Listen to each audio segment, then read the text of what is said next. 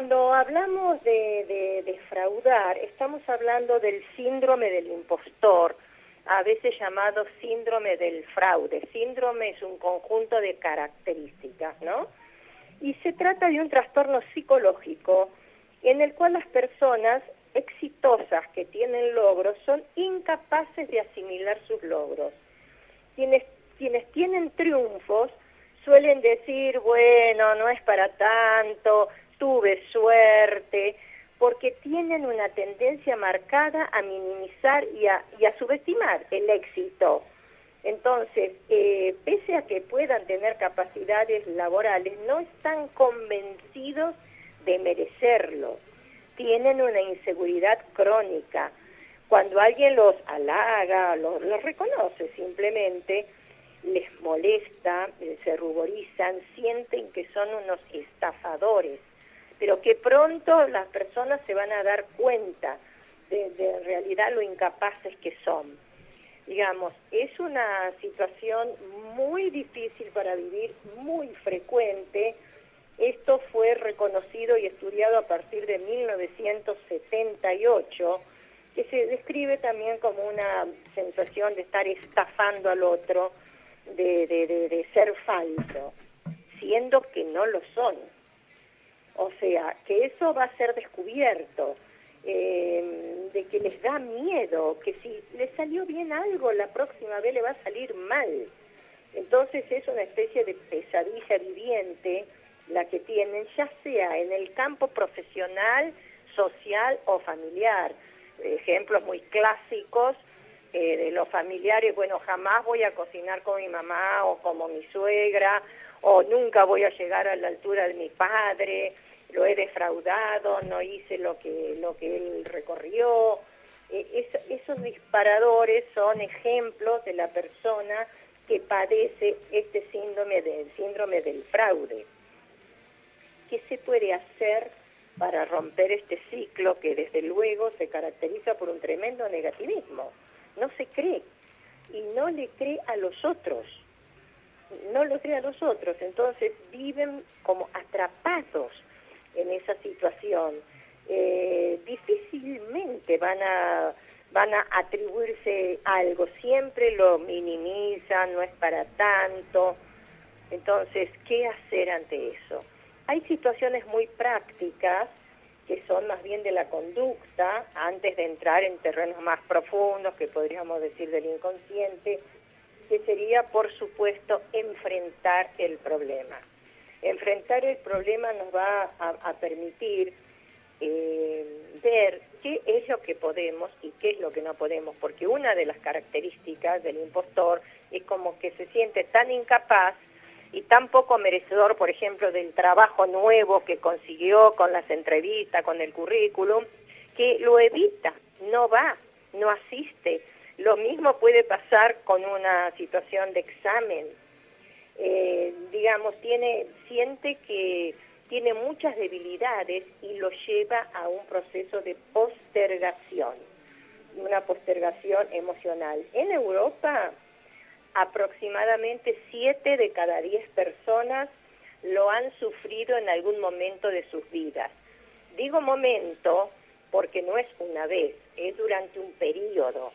No obstante, hay personas que se les va la vida con esa característica de apropiarse poco de sus talentos y por lo tanto con mucha dificultad para disfrutar. Sería la contraparte de la soberbia. El soberbio, si tiene 10, muestra 100 y además hace alarde de sus dones. El que tiene el síndrome del impostor puede tener 100 y muestra 10, porque siente que no se lo merece.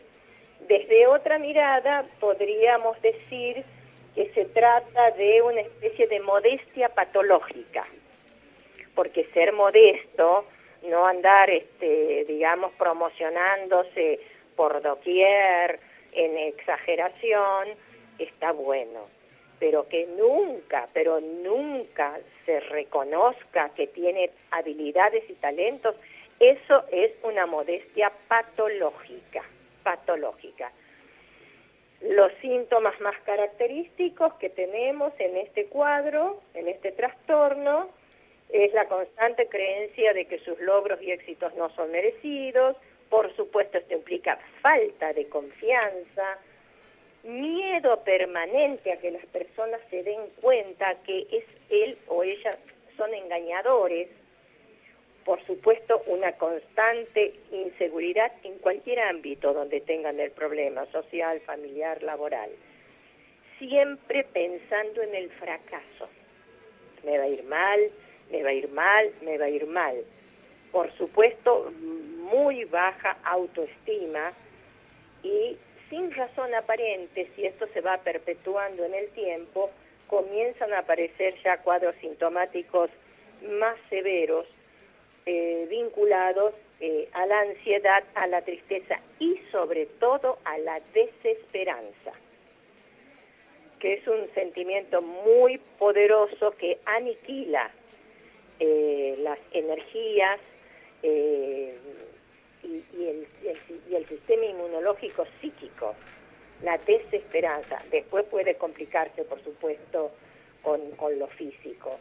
Entonces, digamos que es un cuadro en el que está muy presente el miedo, pero un miedo ya de índole irracional.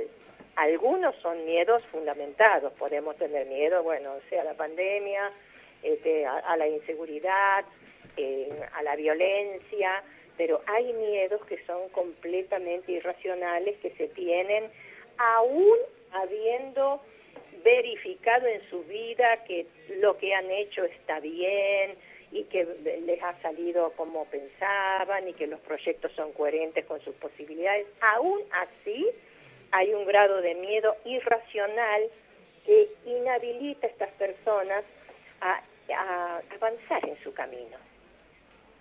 Entonces, es un cuadro que se trabaja poco, pero que sucede mucho.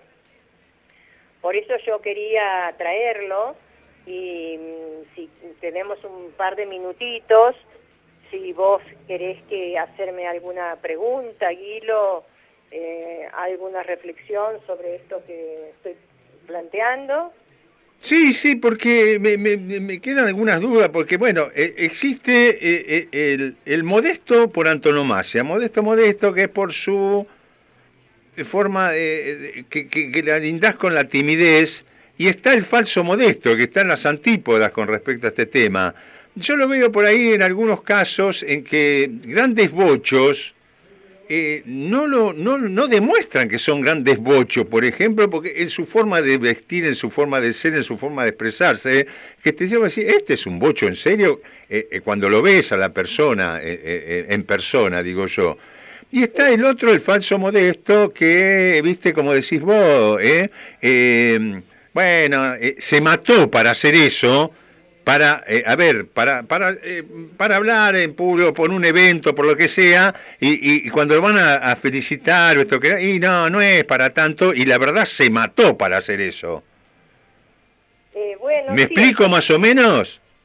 sí, creo que vos estás haciendo una equivalencia entre lo que vos llamás falso modesto, modestia a lo que yo nomino modestia patológica, Sí. que es una persona que no puede apropiarse de sus logros, no lo dice para hacerse el modesto.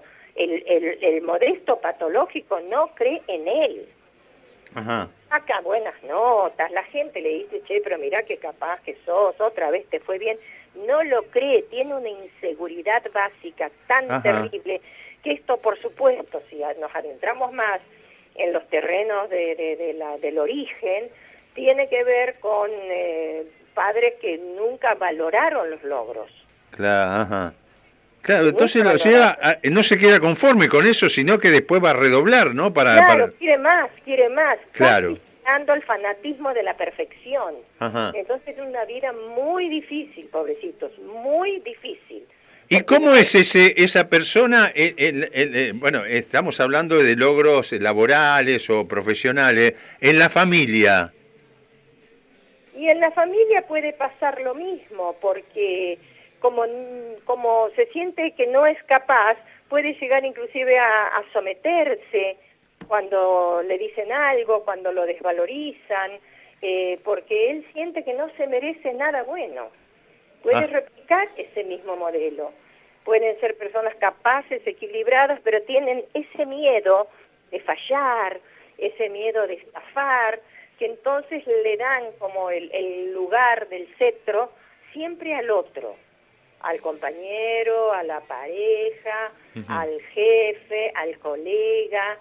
Es una situación de mucha desdicha que padecen estas personas y que no tienen conciencia, porque como nacieron así prácticamente desde que son chiquitos, o se encontraron con situaciones de envidia porque tenían, por así decir, desde pequeño brillo propio, y entonces gente que estaba al lado trataba de opacar eso, entonces fue socavando la autoestima al tal punto que se convencieron que si hay algún logro favorable no se lo merecen porque el papá lo criticó, la mamá lo criticó, la familia, los hermanos, los amigos lo envidiaron, entonces él no es merecedor. Y quedan detenidos muchos de ellos en una cosa así, aunque hagan una evolución laboral, académica, económica. Hay un núcleo que queda detenido y no les permite disfrutar de sus logros.